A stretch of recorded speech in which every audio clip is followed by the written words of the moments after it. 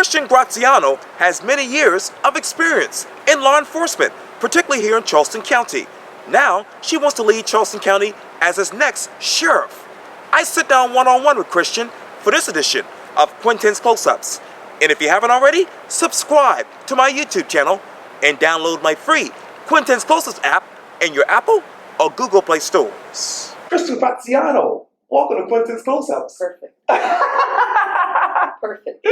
Thank you for having me. Oh, you're very welcome. You've had an interesting week. Yeah, to say the least. It's been pretty interesting. What is it like to be you right now? Well, it's a good question. I don't know who I am right now, to be honest with you. I, first and foremost, am not a politician. Right. So I've never wanted the spotlight on me. It's never been about that. I knew getting into this and prior to the launch, I'll talk about that in a minute. We haven't actually launched yet, but I think it was done for me. But prior to that, I've been the person behind the scenes, and that's where I prefer to be. I like to be beside people, not in front of them, and doing the work. So it's been interesting. But I tell you, the support that I've gotten has been tremendous. That is amazing. I gotta read this statement because we gotta obviously tell the context of the story. And obviously it says this: candidate for sheriff Kristin Graziano responds to being placed on leave by Charleston County Sheriff Al Cannon. And it reads this: on Tuesday, February 25th, 2020, I was called into Sheriff Al Cannon's office and notified I was being placed on leave of absence for my duties as a law enforcement officer because I plan to run against him this year as the next sheriff of Charleston County. After serving the department for 18 years, I was asked to turn in my credentials, service weapons, and vehicle. Where were you emotionally? Look, I have prepared myself emotionally for years. I'm a world-class athlete. I've performed at the highest stages.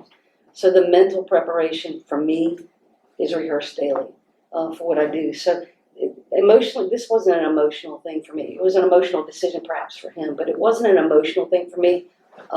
Honestly, I expected it because my attorney, as you noticed in the statement, had gotten a phone call a week earlier before any launch of any website or anything was said or done. And basically, they had determined at that point, in her view, that they were going to fire me. So I was quite surprised that he just put me on a leave and not just fired me outright. So, and there were some conflicts online, and I'm glad you cleared this up because a lot of people thought when they looked at the details that you were actually fired, but you said, "Hey, I'm on leave right now." Technically, so the leave that I'm on is leave that I've built up over the years. I don't take a lot of vacation.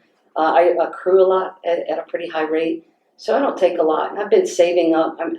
I just don't take time off. Sure. So luckily, I had over 500 hours saved up, and you're only allowed to carry a certain amount over each year. So here we are into February, and out of 470, I'm allowed to carry over in February. I'm at 510.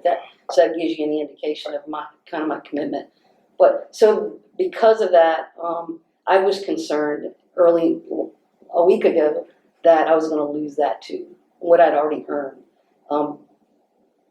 basically for exercising my First Amendment right. So the fact that I didn't, and now I have to use it to basically feed my family, it's pretty astounding to me that we're at this place in the 21st century. But it's just nothing surprises me in politics anymore. Why did politics creep into your career? So it never really creeped into my. I'm not somebody that's ever desired to be in office in any capacity and run. Again, I'm a community servant. I'm a citizen leader. I like to be in the community beside people. I don't like to be on the podium beating my chest, telling people how great I am. It's just not who I am. So I was inspired probably about 2 years about the midterm elections when all these amazingly powerful women and people from diverse backgrounds stepped up, and it made me think about my life and my career at that point. I always, my goal in this, my purpose in this life is to leave it a better place than when I got here. And I asked myself that hard question: how do I do that? How do I make it a better place than when I got here for my kids, for your kids, for our communities. And I honestly, this has been going on for a couple of years. I mean, I've been approached many times by, the parties to do this, and I've constantly said no, because I value my kids first, my family first, because I didn't want them to be in the middle of it. And then I had to make sure that I had that support from my family. I have a kid in college. Yeah. He's a freshman at Winthrop. I have one going to college this year. He graduates in May. And I just have an incredible support system. So it wasn't until I got the green light, and that was probably about a month ago, that we actually decided that we would do this, that I decided to jump into that arena. At first, I thought I would be scared, and nothing frightens me. Nothing. Just this is what we have, and we're going to make the most of it. I'm going to take the higher road, and we're going to run a great campaign. From the time that you decided, hey, I'm going to run for sheriff, to the time that Mitch Lucas called you into his office, and Al Cannon as well, what was that process like for you? Well, the first thing I did was contact my lawyers and said, okay, what you said was going to happen is going to happen. So I have a team of lawyers that have been extremely dedicated. And they asked me to request to postpone the meeting, but I can't disobey a direct order because that's the structure we have. So, nothing was going through my mind. The first thing I did was call my wife and said, hey, can you head over this way so I don't have to get someone else to drive me home? Because I knew it was going to happen. And she said, it's happening. And I said, yes, it's happening. And so I said, it's going to be okay. We're gonna work through this. But honestly, I expected it to be probably more emotional than it is. But then in my mind, I know I'm coming back. So it's not. This is my entire career. Yeah. This is my pension. This is my future, my retirement. I have everything to lose and nothing to gain from this. But even if I lost this election, Quintin, and it creates positive change that we need, that is so needed in that, not just the department, but in the county, because I love working for the county. If it creates that, then I've done what I set out to do. And I'll move on, and I'll do something else for a few years before I retire. But so that's where we are. So emotionally, I can't say that it was. Mentally, I was prepared, so it wasn't something that I was going to have a boohoo breakdown about. I understand. I want to go on to the press release because it says this. In the letter that I was given, Sheriff Cannon stated, quote, your campaign website claims you are, quote, running in 2020 because it's time for change. Our community deserves transparency, accountability, and fairness with the sheriff's office, unquote. By implication, you're stating that my policies are not fair or accountable. Whew. Yeah, I mean, I don't think what happened to me was fair at all. I think he made my point for me. I never said that his policies weren't. Look, I have met so many people over the it's been a busy week in Charleston. And I have met so many people that work on campaigns, the presidential candidates, President Trump's in town. Right. And I've met so many people that work on the campaigns that are friends of mine, that are Republicans, that are working for these Democratic campaigns, but they're doing the job that they were hired to do. And it is no different than what I have been doing for the past 18 years. I don't have to agree that his policies are that I agree with his policies or not. I have to do my job, and that's what I'm sworn to do. So it's not personal for me. It's not something that I guess it's a perceived threat on his end that I'm going to automatically stop doing what I was sworn to do after all these years and follow my own agenda. I don't have an agenda like that. I have a vision. It's a big difference, and there's a distinct difference between what he calls his agenda and what I call my vision. I think they're very different. What is your vision if you were to become the next Charleston County Sheriff? So on my platform, and I call it my platform, but this is just a life dream. All right. So I started my career back in the 80s. And in the early 90s, I can remember I was in Charlottesville, Virginia, and we had just an incredible amount of divisive racial divide. There were a lot of riots and stuff. The crack epidemic was hitting the streets. And we had to, one of my tasks when I was there was to go into these communities that were being riddled by drugs and to work towards cleaning it up. And we knew that we couldn't do that without the community. We just couldn't, because ultimately they have to take responsibility of their neighborhoods. So we put together, for lack of a better term, a community policing unit. And we addressed, and it was pulled from multifaceted. We pulled from all sources of the city, county, private sector. And we worked on certain neighborhoods, and we patrolled differently than we did before. We got out of the police cars, we got on bikes, we got on the beat, we started meeting people, we got to know our kids. I probably locked up a good dozen young adults, and and at the same year we had gone to their funerals. Because I know these kids. I took it personally. These were, they were committing crimes and they were doing things, but they were my kids, and I needed to take responsibility for that. So, so we started a program there. It became highly successful. Cleaned up, and I actually invested some of my own money. I was a real estate investor into a property to clean it up. In this particular property, the man had gotten shot and killed by his girlfriend, I think it was. And when I went in, there was a bullet hole in the wall, and it had been empty for years, but it was just, people were using it as a crack house.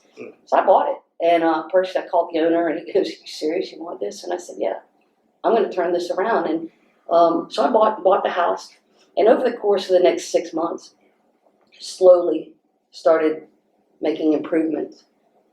Fixing the broken windows, mowing the grass, painting the walls, patching the holes, doing everything. And it became one of the prettiest houses on the street. Now, I had no intention of moving in there because I already lived there, but my goal was to prove the broken window theory for law enforcement also works in reverse.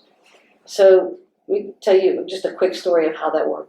That particular street, 6th Street Southeast, got to give a shout out to my 6th Street Southeast, Charleston, Virginia, was about 2 blocks off Main Street, about a block from the train station. Okay. Very, very close to the university, just tucked in between the university and downtown, within 6 blocks. So this area was there's a high amount of traffic. It was transitioning because the university was growing. There was a gentrification issue. They were pushing families out that couldn't afford it. So the city did something really bold, and I thought was really great. And for the housing and urban development, they offered to give residents who qualified the down payment on a house on these particular areas. Sure. So that they could stay in the neighborhoods. That was a fantastic idea. So I wanted to do that. So when I finished the renovation of the house, I found a couple that were lower income, and I helped them apply for that. And we had that was a 4-story house, but it had 3 livable stories. And they were able to, I helped them figure out how to live in 1 story and rent the other one out. Right. And this couple qualified. They got the down payment. I sold them the house. I made money. They became homeowners. Right. And the street after that became this amazing, it's a place to be now. It didn't happen overnight. Right. It was a process. But during that process, I would go to neighbors' houses and I would knock on doors and I said, "Can I fix your broken window?" That's how I started. Yeah. And they said, "Sure." So there was a glass shop right around the corner, and I got the glass cutters to cut me a bunch of panels of glass, and I went and helped fix the windows. And every time a window got broken, we fixed the window. And we pushed the people out that weren't transient in that community to show them that we cared. Right. The other thing I did was pretty silly when you think about it, and I kind of laugh about it now, but I ordered a truckload of mulch, and I dumped it in the middle of my yard. My yard wasn't very big. It was probably as big as this room. And I had it dumped in the middle of the yard, and I put a sign on it, "Free. Please take it to your house and put it in your yard." And that mulch pile was gone in a week. Wow. And everybody had their flower pits mulched. So there are things we can do if we work together, if we work beside people. This is not a battle about one's political agenda. This is a vision. I've been in these communities, Quintin. I talk to the people daily. Yes. I have really good working relationships with so many people, and my work in the schools has just been just a tremendous eye opener. And I know we can do better, and I think we should make that effort to do better. There's too much divisiveness right now. Even in the sheriff's office? Well, I can't comment on that. But I will tell you that I think when you read the statement that Maurice Washington put out, right, that we should be able to exercise our First Amendment rights without fear of retribution. I think that is self-explanatory. People are afraid to speak out, and I've heard it say, well, how do you know unless you do? Well, what chance do you want to take with your family? I think that people are just afraid to speak out, and I know that's been my experience. My phone has been ringing off the hook with law enforcement. People are hopeful.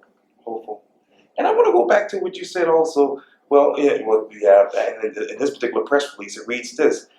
In the February 28, 2020 Post-Courier article about my departure, he's quoted as saying, if it is so bad that she thinks she needs to replace me, I'm not sure why she's still working here. Why do you still work at the Charleston County Sheriff's Office? Well, I don't, because I was released. But Quintin, as I said in my statement,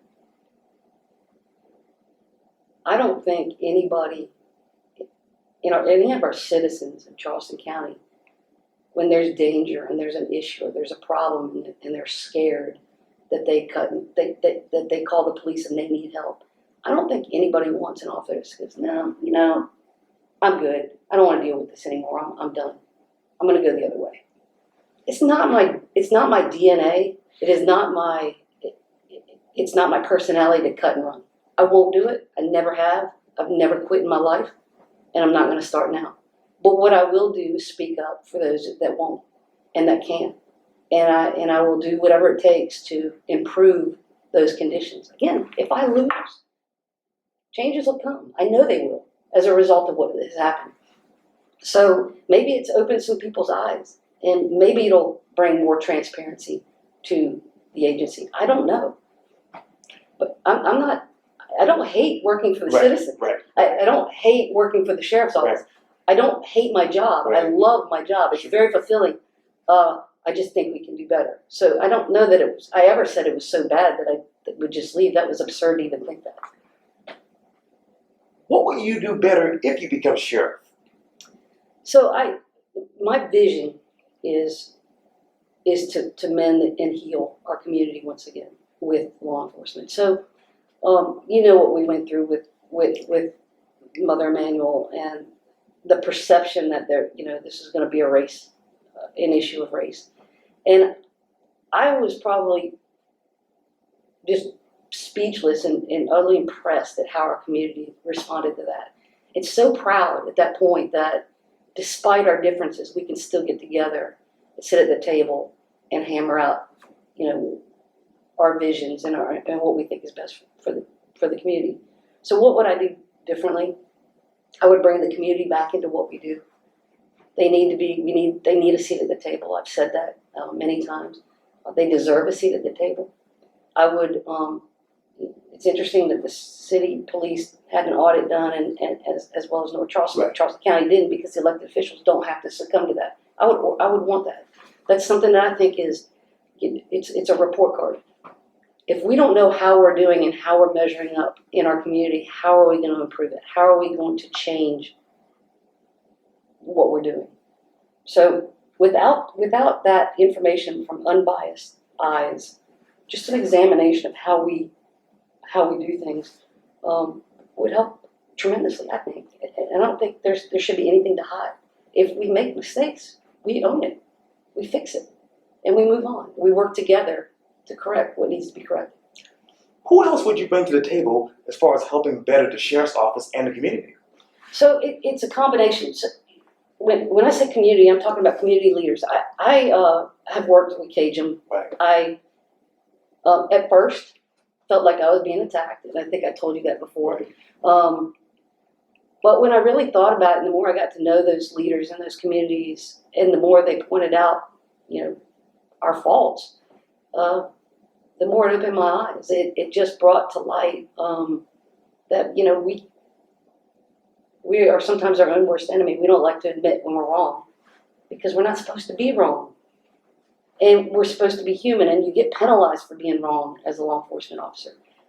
Instead of just saying, yeah, well, what we did was not right. We're going to fix this, and we're going to move on and do better. So it's not just the community leaders. I think the faith-based is very important. I think the education part is extremely important. The local business community is important, and all the county services that the county offers is important, especially when we're going into a neighborhood or an area that has been targeted by certain, maybe they're having pothole issues or they're having barking dog issues. But all of the services that the county has to offer need to be readily available. We shouldn't have to pick up the phone and or get online and put in order a request in and have, for something to be fixed, or, for my neighbor's dog who's constantly getting out to, keep calling animal control over. And, we should be able to pick up the phone and call that person that has the responsibility to do that and let them work with these other entities to be able to resolve it. We need to give the power back to the people, and we need to empower the officers to make those decisions, the people in the communities. Because ultimately, what you want is somebody from within the community that represents that community, that understands that community, to be able to solve those problems. And I think that's where we fail. How well do you know the community in 2020? So I don't think any of us know it as well as we want to, with 25 new families moving in every day. But I will tell you that I think I have my finger on the pulse of the community of Charleston County. I have I've been from one end to the south, all the way up to north. I've been to many kitchen tables. I think I understand the issues. I've worked all the areas, and I've worked out east. I've worked up north, down south. I've worked in the schools. I dealt with kids, at-risk kids, for about 6 years, and in the school district, and they were spread out throughout not just the county, but in North Charleston too. So I own property in the county. I own property in North Charleston. I rent houses. I do a lot of things. So I'm in the community every day, all day, and that's just where I'm comfortable. Is the community comfortable with the Charleston County Sheriff's Office currently, in your mind? Well, it depends on who you talk to. I think that's what the voters ultimately are going to decide. It depends on who you talk to, though, Quintin. I think some areas feel left out. Some feel like they don't need the services as much as others, and some want more of a presence. But I think it just depends on where you are and who you talk to. I was at a coming home service last night down in Hollywood for a friend of mine who lost her husband, and they opened the mic up and some asked for a community to come up and speak. And one man got up and he was talking about his friend that had passed, and how and then he had all his friends in the back that grew up with him stand up. And I looked back, and there was just these incredibly adorable, handsome, sweet men, that I've known from going to all the football games and basketball games that I had no idea lived, in this community. And they were talking about a particular community. And the guy said, man, we've been told all our lives down in Petersfield that we weren't going to amount to something. We weren't going to amount to nothing, I think is what he said. And he said, look what we have here. And this man was everything that this community stood for. And it made me think, take a long hard look. If we tell a kid or somebody we're dealing with on the street that enough times that you're going to amount to nothing, if they hear it enough times, they're probably going to start believing it. But in my plan and in my vision is to give the hope to those that may have made the wrong decision and got caught up in that, and give them the opportunity to be something while they're sitting in a facility instead of rotting away. Because what I learned over my my career and most recently in my restorative justice forums that I've been going to is that the incarcerating a person for a minor offense or something relatively minor, nonviolent, incarcerates the entire family. And it puts everybody on trial. And it has devastating ripple effect throughout a community. And if we don't stop building bigger jails and start putting education programs in place that get people out of these jails, these folks are going to be in our community whether we help them or not. What's the harm in helping them? What's the harm in giving them hope for the future so that they can be somebody? You talk about the jail. I gotta take you to Leeds Avenue and talk to you about the Charleston County Jail. When you view that, how do you see it as a person and as a law enforcement official? It's embarrassing. It's back in 2007 when this thing came about, I think county council had a tough decision to make, and I think building that jail to accommodate a population of like 1,900, which were the projections at the time. So right then our mindset was in the wrong place.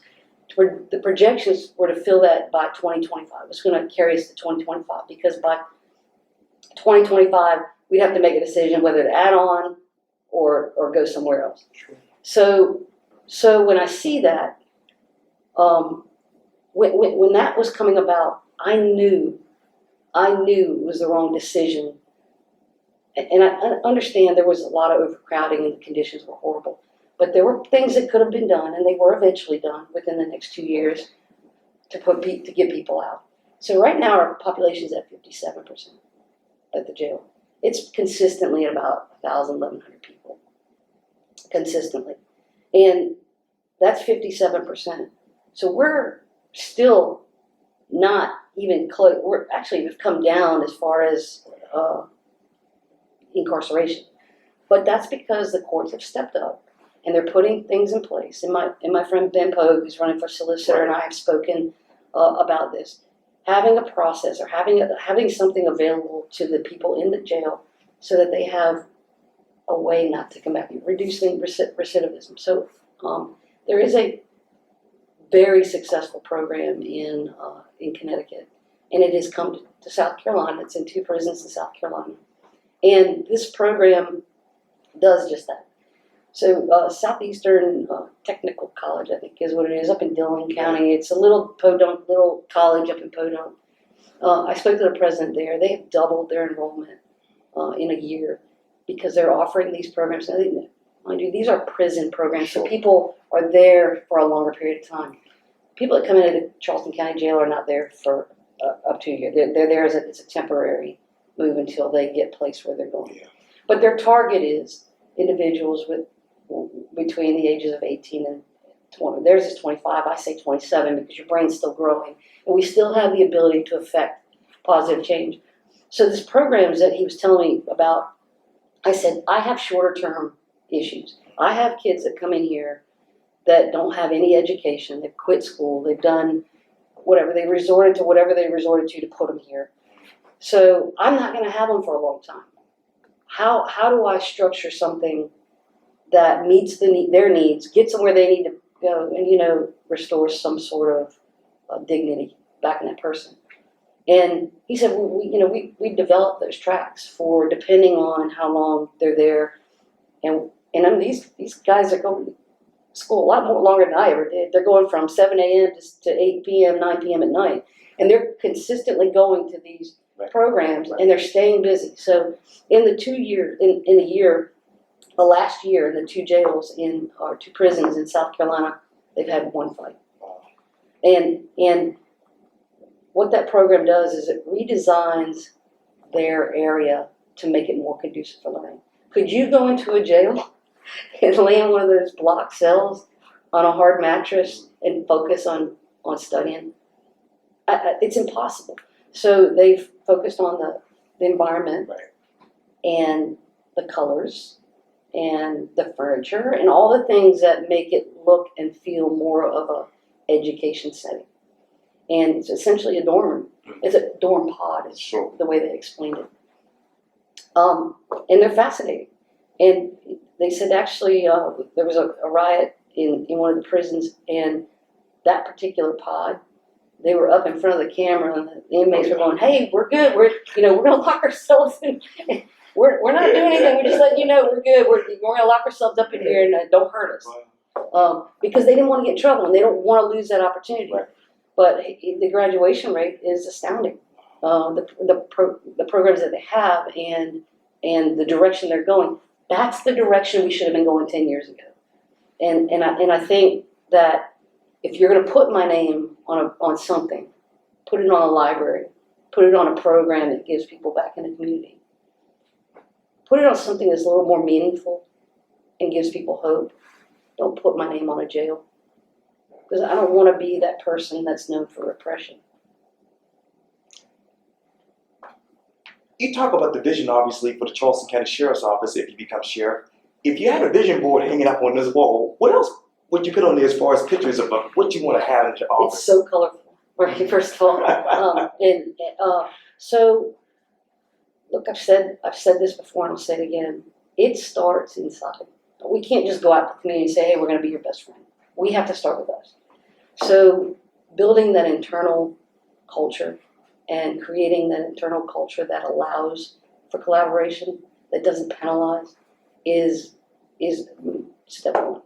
We have to start with us, because if people don't believe we're sincere, and they don't believe that we want to make a difference, and they don't believe that that this is, they trust us, then they're not gonna engage. So it takes time to build that up. So it would start with us internally. It would start with what my expectations would be, and that's for people to get involved in their community. I want a career counseling program for deputies, so that when they walk in that door, they know in 5 years where they're going to be and what they need to do to get there, and the things that they need to accomplish. Not because I think the more they do, the better it is for us. We shouldn't have to hand out. They have to do the work too. So I would implement a career counseling program, and I would give them a pathway to be successful. I am such a firm believer of our schools and in the education programs, and I would create some sort of mentorship program from within that puts people back in these schools, and not just the schools. I'm a coach, and I see the impact that just me caring and having some compassion when we're on the field and we lose a game, which we don't do very often. We're pretty successful, but I see the impact it has on my kids. I call them kids lovingly, Sure. And I also see the people that they have the ability to become when they feel like they're being supported. And I've been blessed working with some of the most tremendous students, and they're an extension of my family. I've got a pretty extended family when it comes to 15 years of coaching at the College of Charleston, but wedding speeches are my favorite. Oh, that's great. That's great. But so that's what it starts with, and then we build from there. And I think putting the community back together in little bits and pieces. I talk to people daily, and that they crave it. They just, I don't know when our elected officials have been in the community to actually sit down at somebody's kitchen table and talk to them. I do it all the time. I know what their concerns are, and they feed me well. Great advice, I mean, there are benefits. Yes. Well, besides law enforcement, who else is Kristin Graziano? Oh my God, you're good. Yes. Kristin is somebody that just loves life. I love to travel. Yeah. I have, two amazing kids and an awesome wife and extended family, and so we travel a lot. We, probably not for the next year, but I'm a risk taker. I take risk, and I like to challenge myself. I've always done that, both in business and personally, and I think this is kind of indicative of who I am. I don't back down from a challenge. Winning is not my game plan, but losing is not an option. How many risks will you take as sheriff? I don't know. I don't know that. I think it's a risk just to say we want the community back at our table. I think people are so used to the status quo that thinking outside the box may not be for everybody. I think it's scary for folks, but you know what? It's scary for me too sometimes. And if we don't know unless we sit down and talk about it and try. It's not something that I am going to back down from. I'm just that's not in my DNA. Well, Kristin Graziano, thank you so much for your time. And welcome to Quintin's Close Up. Thank you. I'm bad with pronunciation. We are going to do a TikTok. Oh yeah, how to do that? I don't know how to do that. Well, we're going to do it. Okay. We'll do it next Okay. time. Oh, sure. Thank you. Thanks, man. Yeah, thank you. You're awesome. No, thank you too.